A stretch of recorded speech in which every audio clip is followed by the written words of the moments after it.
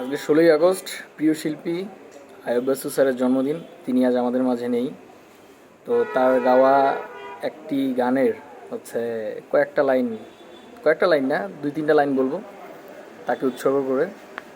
তো বেশি কথায় না যাই, পরে ক্যামেরার সামনে আবার গাইতে পারবো না, কনফিডেন্স লো হয়ে যাবে। কোনো দিন যদি তুমি পেয়ে যাও আমার দেখা, প্রশ্ন রেখো না যেন রয়েছি কেন একা, ভাঙা মন নিয়ে তুমি আর কেঁদো না। এটাই এটাই এটাই